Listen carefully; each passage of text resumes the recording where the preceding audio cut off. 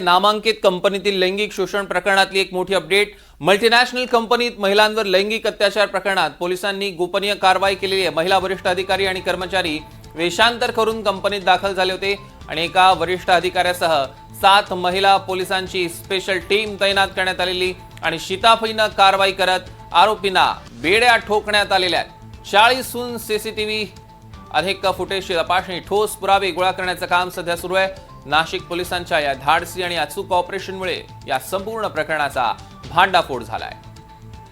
प्रांजल कुलकर्णी आपले प्रतिनिधी नाशिकहून आपल्या सोबत जोडले गेले आहेत। प्रांजल, काय अधिकचे अपडेट्स आहेत?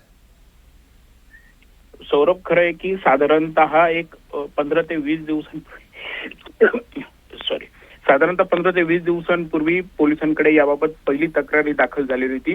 दरम्यान ही तक्रार बघता हे संपूर्ण प्रकरण संवेदनशील आणि गंभीर असू शकतं असा अंदाज येतात पोलिसांनी याबाबत एक स्पेशल टीम ही तयार केली होती। सूत्रांनी दिलेल्या माहितीनुसार एका वरिष्ठ अधिकाऱ्यांसह 7 पोलिसांची टीम ही तैनात करण्यात आली होती आणि त्यानंतर अत्यंत गोपनीय पद्धतीने संपूर्ण कारवाई ही केली गेली।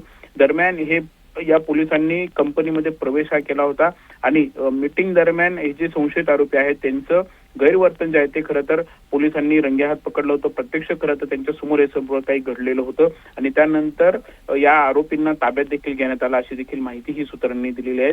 दरम्यान जवळपास 40हून अधिक सीसीटीव्ही फुटेजची तपासणी ही करण्यात आलेली आहे। यासोबतच जे कंपनीतील इतर त्यांचे सहकारी होते यांचे देखील जबाब नोंदवण्याचं काम जे आहे ते सध्या सुरू आहे आणि ठोस पुरावे खरं तर गोळा करण्याचं काम सध्या पोलिसांचं सुरू आहे। या प्रकरणी SITची देखील स्थापना ही करण्यात आलेली आहे। मात्र एकंदरीतच जी काही स्पेशल टीम या महिलांच्या पथकाने केलेली आहे त्या स्पेशल टीमनी कारवाई केलेली आहे त्या धाडसी आणि अचूक ऑपरेशनमुळे या संपूर्ण प्रकरणाचा भांडाफोड झालेला आहे।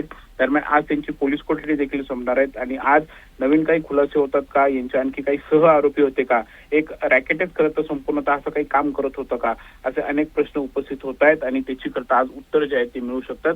दरम्यान आज देखील वाढीव पोलीस कोठडीची मागणी पोलिसांकडून न्यायालयाकडे केली जाऊ शकते। निश्चितच प्रांजल, या संदर्भातले अधिकचे अपडेट्स आम्ही तुमच्याकडनं घेणार आहोत। तुर्तास धन्यवाद।